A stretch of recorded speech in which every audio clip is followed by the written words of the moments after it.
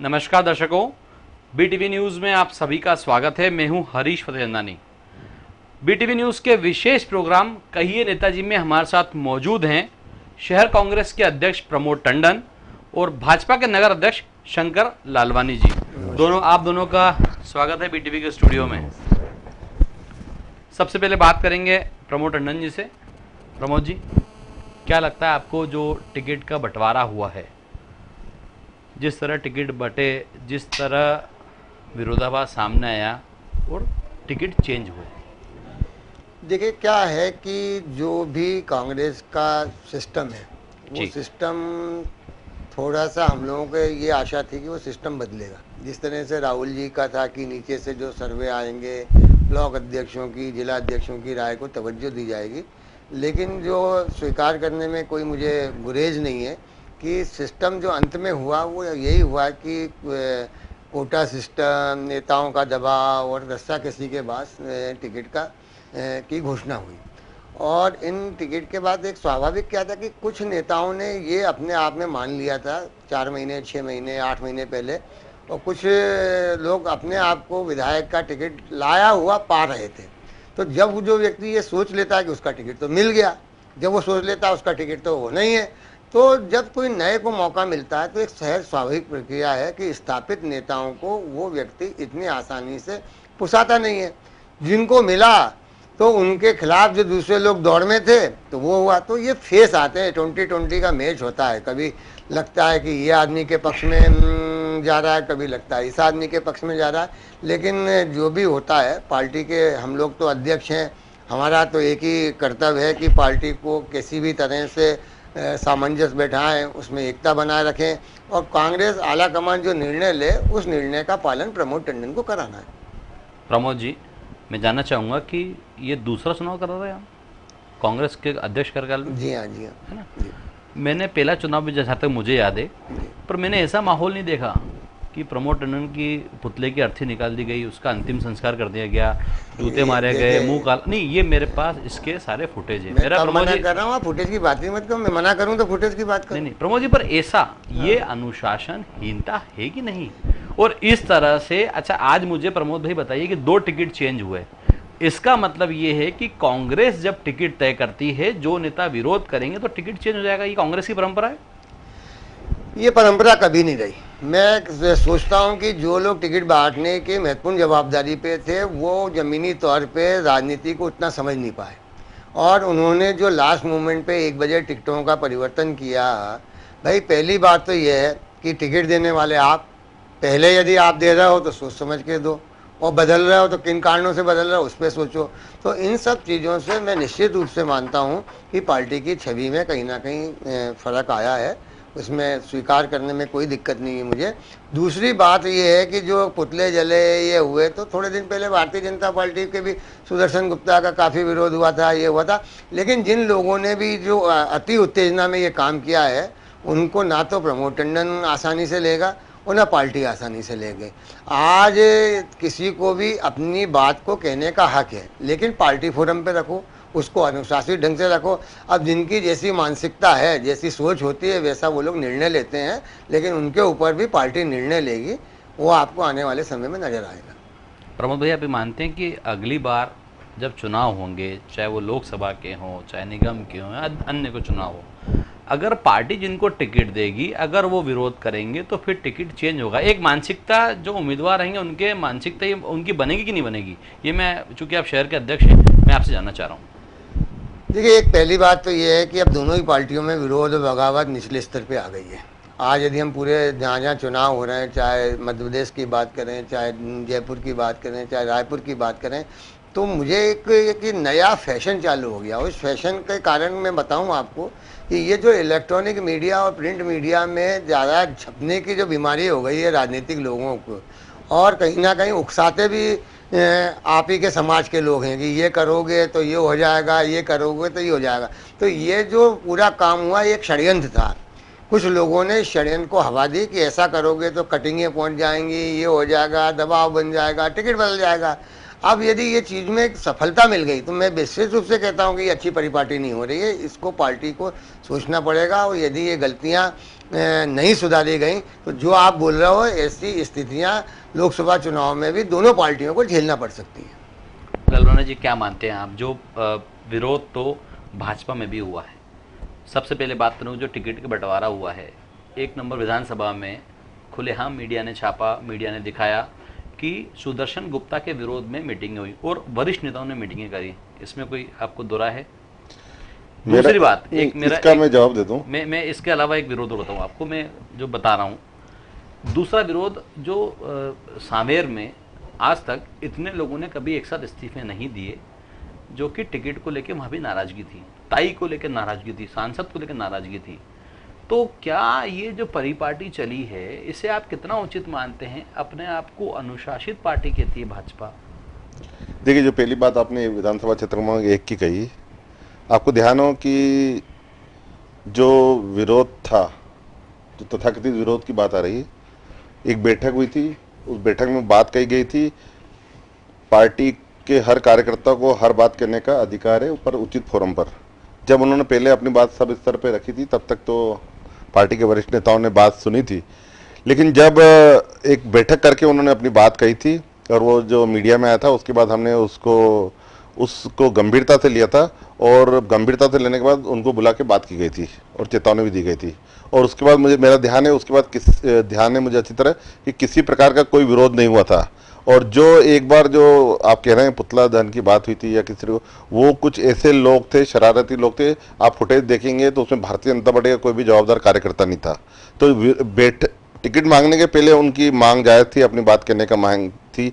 Ticket का निर्णय होने के बाद विधानसभा क्षेत्र क्रमांक 1 में एक आवाज नहीं आई कि टिकट के बारे में। तो मेरा कहना है कि टिकट मांगने पहले सब कार्यकर्ता जो पार्टी में काम करते हैं उनको अधिकार है। तो उसके बाद निर्णय होने के बाद एक आवाज कहीं से भी नहीं आई, ये आप ध्यान रखें। इंदौर में कहीं से भी आवाज नहीं आई। मैं आपको याद दिलाता हूँ जी, आवाज कैसे आएगी?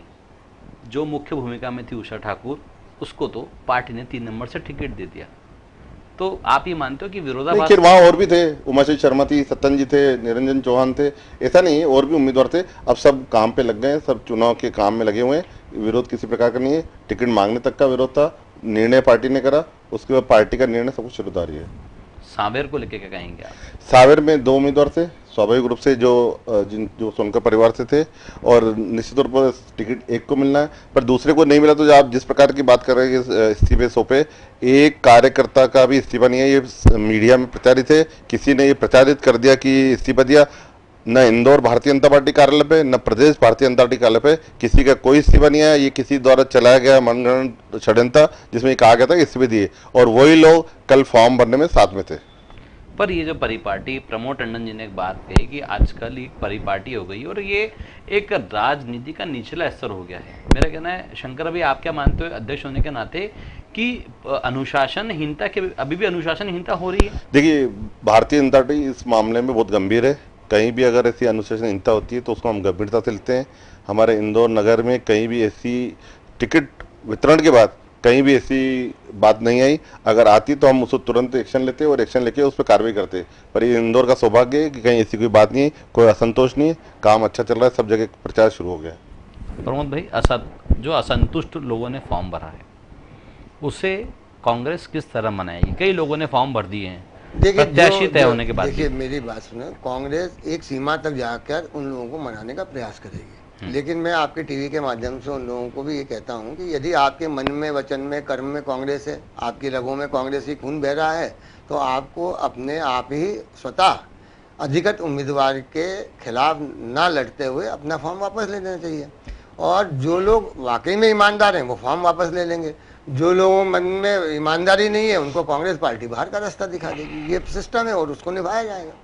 क्या मानते हैं आप, जिस तरह जो लोग नहीं मानेंगे और निर्दलीय लड़ेंगे, जैसे मैं आपको बता दूं, गोलू अग्निहोत्री भी लड़ने की बात कहते हैं, कमलेश खंडेलवाल भी लड़ने की बात कहते हैं, ऐसे कई विधानसभा में लोग लड़ने की बात कर रहे हैं। तो इस पे सख्त कार्रवाई चुनाव के बाद होगी, चुनाव से पहले होगी? भाई, 2 लोगों की गारंटी देता हूँ कि जिनका नाम मेरे साथ जुड़ा है, गोलू अग्निहोत्री और मोहन सिंगर, दोनों 100% अपना फॉर्म वापस ले लेंगे। आपका क्या कहना है कि दो लोग आपसे मतलब दो लोग आपसे जुड़े हैं, बाकी कांग्रेस के देखिए लोग आपसे जुड़े हुए नहीं? देखिए क्या होता है, हर आदमी का किसी न किसी से नाम जुड़ा रहता है जी। आप यदि पत्रकारिता में हैं तो आपका भी कोई ना कोई ऐसा व्यक्ति होगा जो आपको कहीं ना कहीं शुरुआती दौर से लेकर यहाँ तक लाने में आपका साथ देता है जी। और ये एक सहज मानवीय स्वभाव है, इसको बुरा नहीं मानना चाहिए। पर मैं पत्रकार संस्था का अध्यक्ष नहीं हूँ, आप कांग्रेस के अध्यक्ष हैं। हाँ तो मैं आपको बोल रहा हूँ, यदि मेरा कोई पदाधिकारी है, आप ऑन रिकॉर्ड वो दोनों शहर कांग्रेस के उपाध्यक्ष हैं, तो उनके प्रति मेरी जवाबदारी ज़्यादा है, और यदि वो मेरे पदाधिकारी हैं तो उनको सही निर्णय करवाने की जवाबदारी प्रमोद टंडन की है और वो निर्णय मैं करवाऊंगा। अच्छा, ये जो बाकी के जो आप बाकी और उम्मीदवार खड़े हुए हैं और बागी खड़े हुए कोई हैं, बागी नहीं है, बाकी कोई भी कांग्रेस में कहाँ है बताइए ना। तारिक खान जो खड़े हुए 3 नंबर, तारिक खान कांग्रेस का कोई पदाधिकारी नहीं। सुरजीत चड्डा ने फॉर्म भरा 4 नंबर से। सुरजीत चड्डा फॉर्म वापस ले लेंगे, सब बात है। अच्छा, मैं मानता हूँ कि अगर मान लीजिए कि प्रमोद भाई, अगर कोई भी व्यक्ति जो कांग्रेस से जुड़ा हुआ है, कांग्रेस का सदस्य क्यों ना हो, आपकी टीम का मेंबर नहीं हो ठीक है, पर कांग्रेस सदस्य भी है, अगर वो नहीं लेता है तो क्या कांग्रेस तत्काल कार्रवाई करेगी कि चुनाव के बाद कार्रवाई करेगी? नहीं, पूरा उससे स्पष्टीकरण लिया जाएगा, सब देखा जाएगा। यदि वो अपने स्पष्टीकरण के बाद भी अपने इरादों में और अपनी मनोभावनाओं में काबू नहीं रख पाएगा और उसकी गतिविधियां संदिग्ध होंगी, पार्टी विरोधी होंगी, तो चलते चुनाव में भी उनको बाहर किया जाएगा। शंकर भाई, आप क्या कहते हो कि क्या लगता है आपको, जो विरोधी जितने भी फॉर्म भरते हैं, भारतीय जनता पार्टी को क्या करना चाहिए कि यहाँ नहीं, मैं ओवरऑल सभी जगह की बात कर रहा हूँ, तो ऐसे में पार्टी को क्या एक्शन लेना चाहिए, नहीं लेना चाहिए, तत्काल एक्शन लेना चाहिए, उसका आखिर उसका जो इम्पैक्ट है, जो वर्तमान में जिस भी पार्टी ने जिसको टिकट दिया है, तो उसका कहीं ना कहीं इम्पैक्ट उस पर आता है। आपकी क्या सोच है, आप क्या मानते हैं? नहीं, हमारे यहाँ जो सिस्टम है या हमारे जो परिपाटी है, जो हम मानते हैं कि उनको जो समझाने का अवसर देते हैं और नाम वापसी तक अगर वो नाम वापस नहीं लेते हैं तो तुरंत उसको पार्टी के बाहर करते हैं, ये हमारे परिपाटी है और करते भी हैं जी। एक शंकर भाई, एक बात और जानना चाहूँगा कि आजकल जो राजनीति जो गर्म माहौल हो गया मध्य प्रदेश में, उसमें सबसे ज़्यादा देखने में आता है कि बयानबाजी जिस तरह से हो रही है, कभी सिंधिया के खिलाफ बयानबाजी कैलाश जी दे देते हैं, कभी किस तरह का बयान आता है, तो ये बयानबाजी, ये हल्की राजनीति का असर दिखती है, आपको दिखता है कि इस तरह की बयानबाजी नहीं होना चाहिए राजनीति में? देखिए, हमारे वरिष्ठ नेता भी कई बार बोल चुके हैं जी कि हमको उस स्तर तक नहीं जाना चाहिए कि राजनीतिक का बयानबाजी में स्तर गिरे, जिसको बोलते हैं बिलो द बेल्ट जी, उस पर नहीं जाना चाहिए। पर हमारे कांग्रेसी मित्र कभी कभी ऐसी बातें बोल जाते हैं, कई बार ऐसे हुए भी हैं, माननीय मुख्यमंत्री जी ने मानने का दावा भी लगाया। कभी कभी हमारे कांग्रेसी मित्र इस भाषा का प्रयोग कर देते हैं, लेकिन उसके कारण उसकी क्रिया के उसमें प्रतिक्रिया आ जाती है। बाकी सामान्य तौर पर हमारे यहाँ बहुत बयान देने में और बात करने में बहुत गंभीरता वापरी जाती है, इस शब्दों का चयन ठीक रहता है, पर कभी कभी कांग्रेस के मित्रों की इस प्रकार की प्रतिक्रिया आती है जिसकी क्रिया के कारण प्रतिक्रिया हमारे यहाँ हो जाती है। प्रमोद भाई, आप क्या मानते हैं, जो आजकल जो बयानों पे राजनीति हो रही है, देखिए, इसको लेकर के आप क्या मानते हैं? आप ही की बात कर, देखो भारतीय जनता पार्टी में एक ही बयानवीर है, वो है कैलाश विजयवर्गीय। उनको किसी डॉक्टर ने कह दिया कि आप यदि अपने से बड़े पहलवान से कुश्ती लड़ोगे तो बड़े हो जाओगे। 2 बार MPCA में उनने कुश्ती लड़ी ज्योतिरादित्य सिंधिया के साथ, शिकस्त खा गए। अब वो जो बातें करते हैं, चाहे वो चुनाव आयोग के से लड़ने चले गए खम ठोक के, क्या हुआ, माफ़ी मांगना पड़ी। तो कुछ लोग ऐसे हैं जो सिर्फ बयानबाजी करके चर्चित रहना चाहते हैं समाचार पत्रों में, मीडिया में। कुछ चीज़ें मीडिया को भी देखना चाहिए कि ऑथेंटिकता क्या है। मैं अभी मऊ में अंतर सिंह दरबार के चुनाव कार्यालय में गया जी। मैंने अंतर सिंह दरबार के उसमें भाषण दिया और ये बोला कि अंतर सिंह दरबार जी, आप चुनाव लड़ने के साथ साथ कांग्रेस के अध्यक्ष भी हैं। यदि कोई ऐसे लोग जो आपके साथ रहकर बगावत करें या आपकी पीठ में छुरा भोंकें, तो ऐसे लोगों को आपको कांग्रेस से निकाल देना चाहिए। अब वो व्हाट्सएप नाम की कोई नई दुकान आई है, मैं तो इन दुकानों में जाता नहीं हूँ, ये ट्विटर, व्हाट्सएप, वो ये फेसबुक में तो इनने कभी देखा ही नहीं मैंने। तो उसमें कहीं व्हाट्सएप पे चल गया कि प्रमोद टंडन ने कांग्रेस के से कुत्तों को पार्टी से निकाल देना चाहिए। अरे भैया, कितने लोग मेरे पास बाइट लेने आ गए, टंडन जी बाइट दीजिए, आपने ये बोला। अरे भाई, मैंने कहा फुटेज तो लाओ कि मैंने ऐसा कुत्ता शब्द बोला। प्रमोद टंडन आक्रामक करता है, तीखा आक्रमण करता है, लेकिन शब्दों का चयन आज भी मैं कई बार कैलाश विजयवर्गीय, रमेश मेंदुला की बोलता हूँ, लेकिन मेरे कभी भी जो चीज़ होती है ना, वो निचले स्तर पे जाके नहीं होती है। तो जो भी है, मैं आप लोगों से भी माध्यम से कहूँगा कि थोड़ा सा उसकी विश्वसनीयता, उसका सबूत देखने के बाद ही कुछ चीज़ें चलाई। आजकल तो क्या प्रमोद भाई, ये स्थिति कांग्रेस में भी है। दिग्विजय सिंह जी भी ऐसे बयान दे जाते हैं कि वो भी बयानों पे ही चलता है उनका पूरा मामला दिग्विजय सिंह जी का। ये आप मानते हैं कि नहीं मानते? तो आपकी सोच पे हो रहा है। दिग्विजय सिंह 10 साल प्रदेश के मुख्यमंत्री रहे, जी। अखिल भारतीय कांग्रेस कमेटी के महासचिव हैं। अब आप यदि उनके बयान और कैलाश, मैंने बयानों की बात करी है, मैं कैलाश विजयवर्गीय के बयान की बात नहीं कर रहा हूँ, मैं नेताओं की बात कर रहा हूँ, चाहे भाजपा के वरिष्ठ नेता हो चाहे कांग्रेस के वरिष्ठ नेता हो। मैं बता रहा हूँ, दिग्विजय सिंह जी जो बयान देते हैं वो अंत में सत्य साबित होते हैं। एक दिग्विजय सिंह यदि कहते हैं कि कहीं ना कहीं कट्टरपंथी हिंदू भी उन गतिविधियों में संलग्न हैं जो होती हैं, चाहे वो निमामा हो, सुनील जोशी का मामला हो, मालेगांव हो, तो वो कहीं बाद में सत्य भी साबित होती हैं। तो दिग्विजय सिंह जी एक सुलझे हुए अनुभवी नेता हैं और वो यदि कुछ चीज़ को बोलते हैं तो सोच समझ के बोलते हैं। अब ये क्या है कि यदि गलती से कभी कदार एक आध शब्दों का हेरफेर है तो ये तो आजकल शब्दों का खेल, तो क्या होता है कि अब आप लोगों को भी 24 घंटे चैनल चलाना रहती है, अखबार 24-24 पन्ने के हो गए और लोगों की एक मानसिकता बन गई कि अच्छी चीज़ बाद में पढ़ते हैं, निगेटिविटी पहले पढ़ते हैं। वो सबसे पहले अखबार देखते हैं, यार इसमें किस नेता के खिलाफ क्या आया, उसको सबसे पहले ध्यान से पढ़ेंगे। टीवी में भी क्या माइनस जा रहा है वो सबसे पहले आदमी देखेगा। तो ये पूरा सिस्टम खराब हो रहा है, मतलब ऊपर से नीचे सिस्टम को बदलना चाहिए। देखिए इसमें मुझे ये कहना है कि शंकर भाई जो इन्होंने बात कही कैलाश विजयवर्गीय जी के बारे में, उसका उन्होंने जो बोला था उसका अर्थ उन्होंने भावार्थ दूसरा निकला और मीडिया में उस अलग तरीके से छपा। मैं हम उस कतई उस बात से वो नहीं है कि जिस प्रकार मीडिया में छपा। दूसरा जो दिग्विजय सिंह के बारे में बताया, इनके कांग्रेस के सेंट्रल कमेटी के जो मुख्य प्रवक्ता हैं, उन्होंने कई बार ये कहा है कि हम मुख्यमंत्री, ये पूर्व मुख्यमंत्री दिग्विजय सिंह की बात से इत्तेफाक नहीं रखते हैं।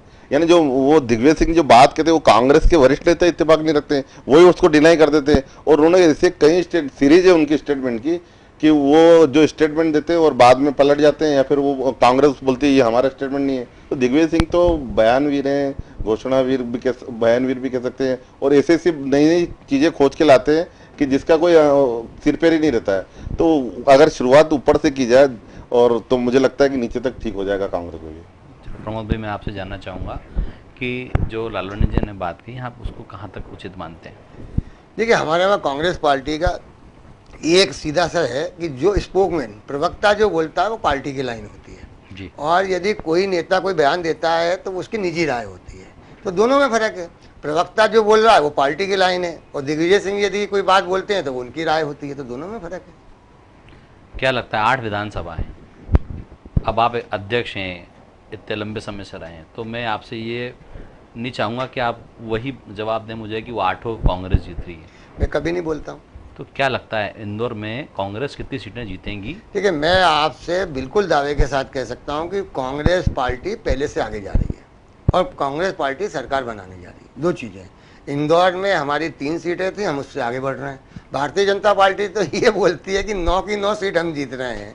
अब क्या ये कौन से सपने देखते हैं, कौन सी दवा खा के सोते हैं और फिर सुबह इनको सपने होते हैं कि 9 की 9 सीटें हो गई हैं। अरे कांग्रेस 127 साल पुरानी पार्टी है, अच्छा उतार चढ़ाव देखा है, सब देखा। और इंदौर में भी क्या कांग्रेस पार्टी का ऐसा संभव है क्या? तो ऐसी बातें जो लोग करते हैं मेरे को तो समझ में नहीं आता। मैं आज कितनी गंभीरता से बोल रहा हूँ कि हम संख्या में नहीं जा रहे हैं, लेकिन कांग्रेस पार्टी अपनी संख्या में इजाफा करेगी और पहले से बेहतर प्रदर्शन करेगी। शंकर भाई, देखिए हमारा तो यही प्रश्न आपसे है कि वही हर नेता भाजपा का ही बात कहता है जब मीडिया उनसे पूछती है कि कितनी विधानसभाओं भाजपा आएगी, तो ये स्टेटमेंट बड़ा अजीब सा लगता है कि सारी विधानसभाओं भाजपा आएगी। तो ये वाकई में एक बड़ा सा गंभीर प्रश्न है। देखिए इंदौर में जो वातावरण है, आप किसी भी विधानसभा में चले जाएं, आप स्वयं आकलन कर लें, तो आप देखेंगे कि सभी की सभी सीटों पे, चाहे आप कोई सी भी सीट उठा के देख लें और वहाँ सर्वे करा के देख लें, सब जगह भाजपा की बढ़त है।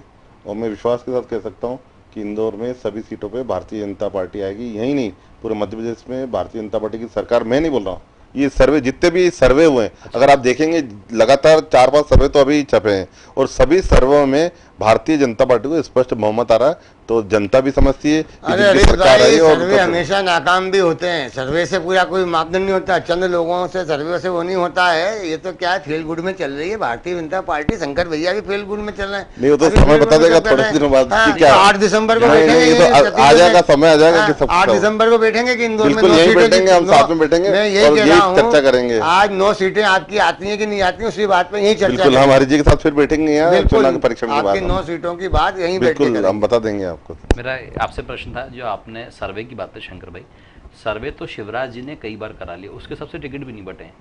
नहीं बात मैंने कई सर्वे रिपोर्ट भी देखी है, दिल्ली की एजेंसी ने बताया था कि यहाँ पे ये उम्मीदवार होंगे, उसके बाद भी देखा गया कि टिकट बंटवारे में वही जो नेता चाहते देखिए हैं। सर्वे एक बात मैं इसमें सर्वे में कहना चाहूंगा, एक सर्वे जो रहता है वो ये रहता है कि इस क्षेत्र में ये कार्यकर्ता सबसे अच्छा जीतने वाला उम्मीदवार है, लेकिन जब पार्टी निर्णय करती है तो पार्टी बहुत सारे विचार करती है, कहीं महिलाओं को देना है, कहीं किसी जाति या किसी विशेष वर्ग को ध्यान में रख के देना है, या किसी यानी एक फैक्टर नहीं सर्वे का, उसमें बहुत सारे समीकरण देखना पड़ते हैं और उन समीकरणों के आधार पर टिकट फाइनल होती है। सर्वे में तो ये आ जाता है ये 1 नंबर पे जीतने वाला, ये 2 नंबर पे, ये 3 नंबर पे, तो वो 3 में से किसी न किसी को तो टिकट मिला है, तो बहुत सारी चीजें देखने के बाद ही निर्णय करते हैं हम। मैं भाजपा के नगर अध्यक्ष से एक फैक्टर जानना चाहता हूँ। इंदौर में आपने सभी सीटों की घोषणा कर दी है, सारे उम्मीदवार खड़े कर दिए, इन सारी सीटों पे कितना शिवराज फैक्टर चलेगा और कितना उम्मीदवार फैक्टर चलेगा एज ए परसेंटेज? अगर मैं मानता हूँ 100% किसी उम्मीदवार को दिए जाएं तो 100% से कितना शिवराज के खाते देंगे भाजपा अध्यक्ष और कितना उस उम्मीदवार के खाते जाएगा? देखिए मेरा ऐसा मानना है कि माननीय मुख्यमंत्री जी की जिस प्रकार के पूरे प्रदेश में कार्यकाल रहा है और जो योजना आई है, मुझे ऐसा लगता है कि लगभग 80% हम उस खाते में माननीय मुख्यमंत्री को देंगे और 20% उस विधानसभा के उम्मीदवार को देंगे, उनके व्यक्तित्व के बारे में, उनके काम के बारे में। तो मुझे लगता है कि 80% मुख्यमंत्री को और 20% उम्मीदवार को। चलो शंकर भाई, अच्छा बता दिया आपने कि 80% मुख्यमंत्री को और 20% उम्मीदवार को। माननीय नरेंद्र मोदी जी को प्रधानमंत्री के रूप में देखना चाहती है भाजपा, और उनका जो प्रमोशन हो रहा है, और प्रमोशन भी जब 5 राज्यों के चुनाव थे उसके ठीक पहले नरेंद्र मोदी को उतारा गया है। तो नरेंद्र मोदी का फैक्टर क्या कहता है आपको? नरेंद्र मोदी का जादू क्या चलेगा कि नहीं चलेगा? देखिए नरेंद्र मोदी जी का अपना एक व्यक्तित्व है, उनका एक अपना प्रभाव है, तो निश्चित तौर पे उसका फायदा मिलेगा, लेकिन मध्य प्रदेश में शिवराज फैक्टर सबसे ज़्यादा है और वो फैक्टर सबसे ज़्यादा चलेगा। प्रमोद भाई, मेरा आपसे प्रश्न है कि कांग्रेस ने अभी तक ये तय नहीं करा है कि कांग्रेस जो आना चाहती है, जैसे भाजपा ने अपना नेता तय कर दिया कि शिवराज सिंह चौहान भाजपा के नेता होंगे और शिवराज के दम पे सरकार आएगी और शिवराज फैक्टर मध्य प्रदेश में चल रहा है, पर मैं जानना चाहता हूँ कि चुनाव चालू हैं, टिकट के सब निर्णय हो गए हैं, तो मध्य प्रदेश में वो कौन चेहरा होगा जो मुख्यमंत्री का दावेदार होगा और कांग्रेस उस किस चेहरे पे आएगी? मैं ये आपसे जानना चाह रहा हूँ अध्यक्ष जी। तो कांग्रेस चेहरे पे नहीं आती है, कांग्रेस तो लोकतंत्र में भरोसा करती है। कांग्रेस पार्टी ये कहती है कि पहले विधायक जीत के आओ, विधायक का निर्णय होता है, उनकी रायशुमारी होती है, दिल्ली से ऑब्जर्वर आते हैं, वो विधायकों की राय देते हैं, जिसके पक्ष में ज़्यादा विधायक होते हैं वो हमारा उम्मीदवार हो जाता है। ये तो भारतीय जनता पार्टी का क्या है कि शिवराज सिंह खुद घबराए हुए हैं, वो कह रहे हैं शिवराज को देखो और कमल को देखो। अरे भैया, ये पुण्य प्रतापी लोग जितने थे उनको क्यों नहीं देखेगी जनता? ये जो जितने विधायक और मंत्री थे हैं, जो 65 kg के विधायक आज 110 kg के हो गए हैं, उनको जनता क्यों नहीं देखेगी? उनके कर्मों को भी देखेगी, उसके बाद निर्णय करेगी। अभी कांग्रेस का जो माहौल देखने में आया प्रमोद जी, टिकट बंटवारे को लेके हमेशा से कहते आ रहे थे हम कि कांग्रेस में बाकी गुटबाजी है, बड़े नेताओं में गुटबाजी है, चाहे वो पचौरी जी हों, चाहे दिग्विजय सिंह जी हों, चाहे कमलनाथ जी हों, चाहे सिंधिया जी हों। ये लड़ाई खुल करके जनता के सामने आ गई है, और ये हमेशा से कांग्रेस कहती नहीं गुटबाजी नहीं, गुटबाजी नहीं, गुटबाजी दिखी और सामने, सबके सामने, इसमें कोई मना नहीं कर सकता इसमें। तो क्या मानते हो आपकी गुटबाजी आज भी कांग्रेस का एक माइनस फैक्टर है? देखिए, गुटबाजी नहीं है, आज की तारीख में ये अपनी अपनी सोच होती है। किसी को अमिताभ बच्चन अच्छा लगता है, किसी को ऋतिक रोशन अच्छा लगता है, तो आप तो अब कल से उनके गुण दोष की बात ही करना बंद कर दें। आज यदि दिग्विजय सिंह जी को कोई आदमी अच्छा लग रहा है तो उनके पास अपना एक पैमाना होता है। आज यदि ज्योतिरादित्य सिंधिया को कोई आदमी, तो वो चर्चा होती है कि he is the best and he is the best. उसके बाद जो हमारा आलाकमान होता है वो उन बेस्ट में से निर्णय करता है। ये तो ये बात हो गई कि कोई व्यक्ति अपने किसी राय को जाहिर ही नहीं करे, तो जाहिर करने का अधिकार है। ऐसे ही कांग्रेस के बड़े नेता भी अपनी राय जाहिर करते हैं, उसके बाद जो निर्णय होता है पार्टी का, उस निर्णय के साथ जुड़ के उसको जिताने के लिए लग जाते हैं। शंकर भाई, आपसे प्रश्न है कि भाजपा को जनता क्यों वोट दे? ऐसा क्या करा है जो, जिस तरह आपने कहा कि भाजपा का माहौल बना हुआ है, शिवराज जी का माहौल बना हुआ है, तो ऐसे में आखिर मेरा प्रश्न है आपसे कि आखिर भाजपा को वोट क्यों? देखिए, भाजपा ने पिछले 10 सालों में जो काम की, सुशासन के ऊपर हमने विकास किया है। मध्य प्रदेश में 10 साल पूर्व जो सबसे नीचे वाला मध्य प्रदेश था देश में विकास की दर में, उसको दूसरे तीसरे स्थान पर लाके खड़ा कर दिया। हर क्षेत्र में, कृषि का क्षेत्र हो, सड़क हो, बिजली हो, पानी हो, हर क्षेत्र में, और शिक्षा हो, बालिकाओं महिलाओं के उत्थान और बालिकाओं का हर उद्योग हो, तो हर क्षेत्र में जब उत्थान हुआ है, जब मध्य प्रदेश का विकास हुआ है, तो हम विकास के आधार पर, सुशासन के आधार पर हम जा रहे हैं, न कि हमारी टीम हमारे कैप्टन के साथ उतर रही है। कांग्रेस की टीम ऐसी है, क्रिकेट के मैदान में तो उतर रही है, लेकिन वो तय नहीं कर पा रही कि बॉलिंग कौन करेगा, बैटिंग कौन, क्योंकि उनका कैप्टन नहीं है। तो इसलिए अभी कांग्रेस में भ्रम है, बहुत सारे उनके कैप्टन इधर उधर घूम रहे हैं और उनको कोई डायरेक्शन देने वाला नहीं है कि बॉलिंग कौन करेगा, खेलेगा कौन, फील्डिंग कौन, कहाँ गली में कौन खड़ा रहेगा। तो ये जनता भी जानती है कि जिस टीम का कोई कैप्टन नहीं होगा तो वो आगे सरकार क्या चला पाएगा। मुख्यमंत्री शिवराज सिंह चौहान को जनता ने देखा है 10 साल किस प्रकार काम किया है, और हम ही नहीं, केंद्र की सरकार के मंत्रियों ने, राष्ट्रपतियों ने मध्य प्रदेश को कई पुरस्कार दिए विकास के मामले में। तो ये सर्टिफिकेट हम नहीं दे रहे हैं, ये केंद्र की यूपीए की सरकार ही दे रही है। प्रमोद भाई क्या कहेंगे कि कांग्रेस ने जो उम्मीदवार तय करे हैं, तो यहाँ पे जिस तरह शंकर लालवानी जी ने कहा था कि 80% शिवराज फैक्टर चलेगा, 20% उम्मीदवार। अरे भैया कहाँ की बातें कर रहे हो यार, काय का स्वर्णिम मध्य प्रदेश है। कुपोषण में number 1, national crime record bureau के उसके आंकड़े देखो, हत्याओं में, बलात्कार में नंबर 1, किसान आत्महत्या कर रहे हैं, बिजली के करंट से गरीब आदमी मर रहा है, इतने बड़े बड़े बिल कर रहे हैं, उनको जेल में डाला जा रहा है, सड़कों की हालत क्या हो गई है। अब किस बात में, कहाँ महिलाओं का सम्मान की बात की जा रही है। इस प्रदेश में सबसे ज्यादा जो महिलाओं के ऊपर बलात्कार हो रहे हैं, आज की तारीख में इंदौर में शिवानी हत्याकांड होता है, मुख्यमंत्री इतने असंवेदनशील हो जाते हैं कि देखने तक नहीं आते हैं। माँ द्वारकापुर में भावना मरती है, देखने तक नहीं आते हैं। ये इनकी, हमने तो आज तक इनकी उसको ही नहीं देखा। सांसद महोदय के कहीं कुछ भी होता है, दंगे हो जाते हैं, करा दिए जाते हैं, उसके बाद वहाँ मल्लम पट्टी करने से लेके वहाँ पे इमदाद देने तक नहीं जाते हैं। तो ये भारतीय जनता पार्टी तो चौतरफा फेल सरकार है, असफल सरकार है, विफलताओं का पिटारा इनके पास है। जनता इस बार इनको बिल्कुल हराने के लिए तत्पर है। कांग्रेस पार्टी तो उस जनता के साथ है, जनता ने तो निर्णय कर लिया है और हम जनता के साथ हैं और जनता निर्णय बताएगी। 8 दिसंबर को जब पेटियां खुलेंगी तब पता चल जाएगा। फील गुड, शाइनिंग इंडिया सब खत्म। अब तो ये है साफ सुथरी सरकार बनाओ, कांग्रेस के नेतृत्व की आम आदमी की सरकार बनेगी।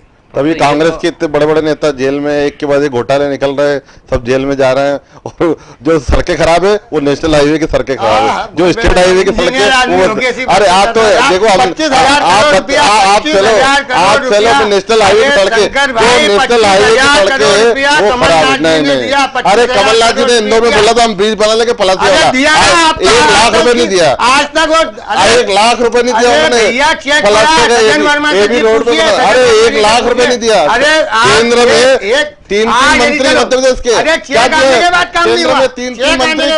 अरे हमने सुनो, आप मेरी बात सुनो ना। अब आप मेरी बात, नहीं तो सब जनता जानती है कि क्या सरकार ने किया। कोयले के लिए मांगते फिरो, कोयले के लिए चिट्ठी लिखते हो, दलाली के लिए, कोयले के लिए आवंटन कर दो। अरे मतलब 90 करोड़ की योजना आज की तारीख में 300 करोड़ की योजना हो गई। मैं दम खोल के बोलता हूँ, कोयला नहीं मिल रहा, हमारा कोयला हमको नहीं मिल रहा, हमारे खदान का कोयला हमको नहीं मिल रहा है। या यूनिट तैयार है, 45 करोड़ पे खरीदना पड़ेगा, खरीदना पड़ेगा। नेशनल हाईवे देखो, यूरिया का देखो, यूरिया नहीं मिलता समय पे, सब कांग्रेस के पैसे से हो रहा है। यूरिया हमको खरीदना पड़ता है, यूरिया समय पे नहीं मिला। जिस मामले में देखो केंद्र सरकार दोहरा बात करने करती है, एनडीए ने कितना पैसा दिया, अरे एनडीए ने कितना पैसा दिया, ये पैसा जनता का है। 29,000 करोड़ का करने वाला प्रदेश, 80,000 का करने वाला प्रदेश हो गया। प्रदेश की, अरे पैसा हमारा ही जाता है जनता का, ये केंद्र में कहाँ से आता है? मनमोहन सिंह अपने घर से लाते हैं क्या? ये जनता का पैसा है जो जाता टैक्स में, वो हमको देते हैं। तो ऐसा नहीं है, ये पैसा प्रदेश की जनता का है, वही हमको मिलता है।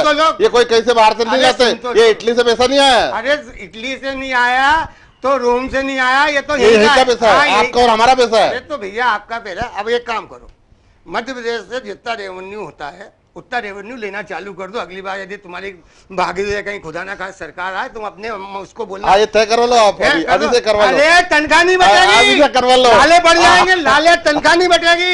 ये केंद्र सरकार की योजनाओं से जो अरबे रुपए आया है, तुम इंजीनियर आदमी, अगली बार केंद्र में पढ़े लिखे एनडीए की सरकार बनेगी तब हम बताएंगे आपको। ऐसी बात मत करो, एनडीए की सरकार बनेगी, एनडीए की सरकार बनने वाली 6 महीने बाद।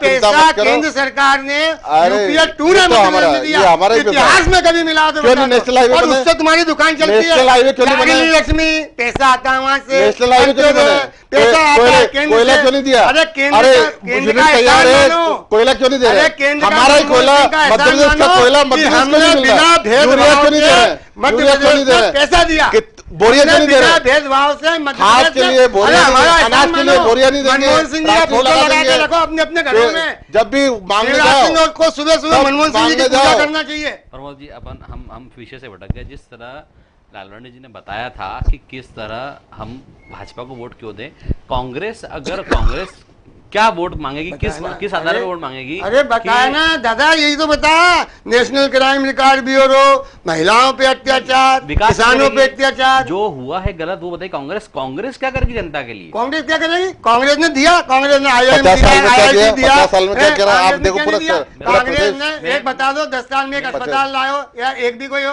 वो टीसीएस साले अभी तक उस टीसीएस की बाउंड्री वाल नहीं बन रही है। अरे तो कभी बन तो गई, TCS दे कहाँ दी आती है? तो आपके यहाँ तो कुछ भी नहीं अरे हुआ। भैया ये पीथमपुर कौन लाया? देवास कौन लेके आया? अरे ये सरकार पटवा जी की सरकार लाई, मंडीदीप कौन लेके पटवा जी, आया? आप बताओ विक्रम 10 वर्मा साल जी में केंद्रीय एक मंत्री भी से तब आया, ये एरिया पटवा- डेवलप किया हुआ। केंद्रीय मंत्री थे विक्रम प्रमोद वर्मा जी, जी। ये आपने बताया कि जो भाजपा के कार्यकाल में हुआ, मैं आपसे जानना चाह रहा था कि कांग्रेस विकास क्या करेगी मध्य प्रदेश में। मेरा प्रश्न ये था कि अगर आज जनता कांग्रेस से विश्वास करती है तो ये आपने पॉइंट हुआ था कि जो शिवराज सरकार ने पिछले 5 सालों में किया। मेरा प्रश्न ये था कि आने वाले 5 सालों में कांग्रेस क्या करेगी जनता के लिए? कांग्रेस का कल घोषणा पत्र जारी हो रहा है। मैं उसके पहले उस घोषणा पत्र में क्या क्या चीजें आपको बता नहीं सकता हूँ। कल जब घोषणा पत्र लागू होगा तब आप देखेंगे कि कितनी लोक कल्याणकारी चीजें उसमें डाली गई हैं।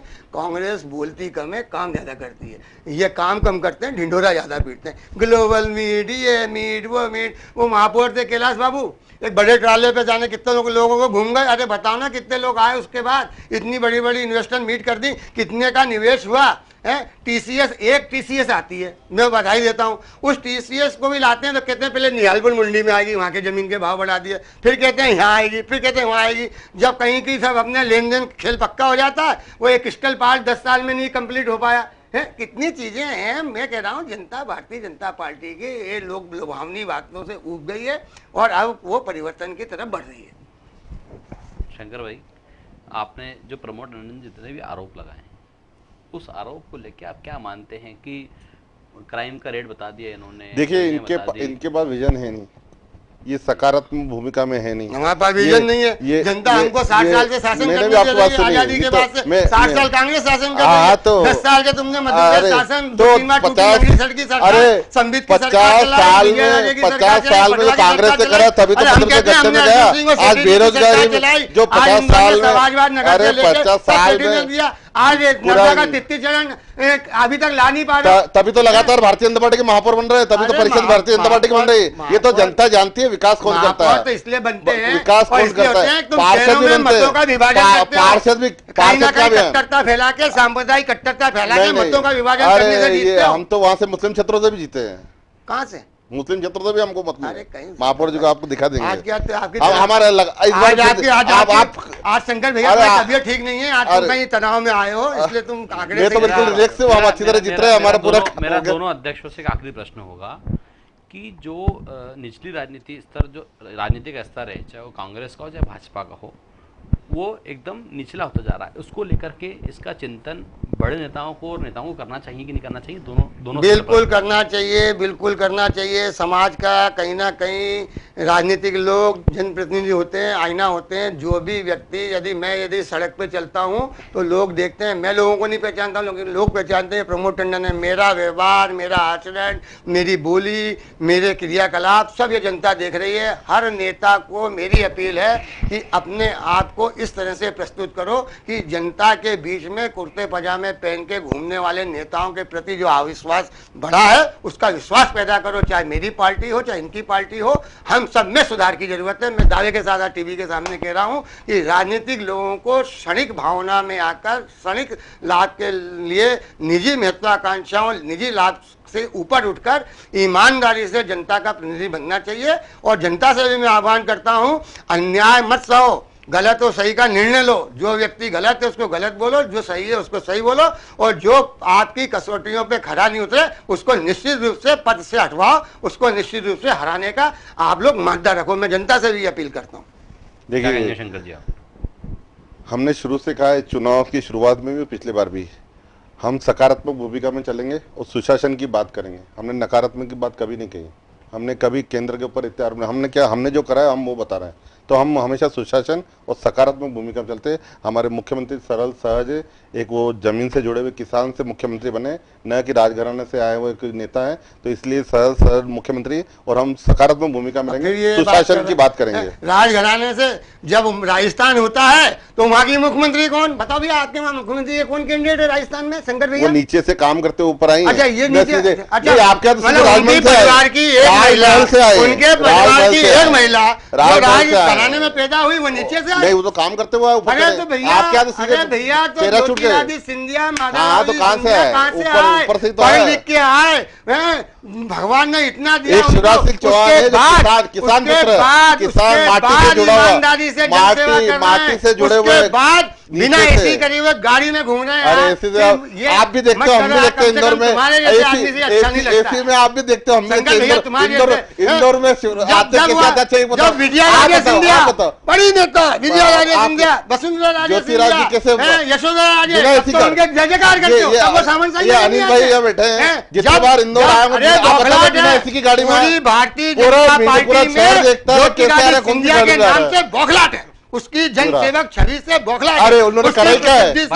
अरे केंद्रीय मंत्री रहते हुए क्या करा मध्य प्रदेश के लिए? बताओ, उन्होंने क्या करा मध्य प्रदेश के लिए? एक केंद्रीय मंत्री रहते हुए मध्य प्रदेश के लिए? अरे जितने मोबाइल के टावर, अरे मोबाइल के टावर, ये डाकघर विभाग में, डाक विभाग में राजा आधुनिकरण से लेकर पूरा का पूरा बस्ते से लेकर देश तक बदल दी।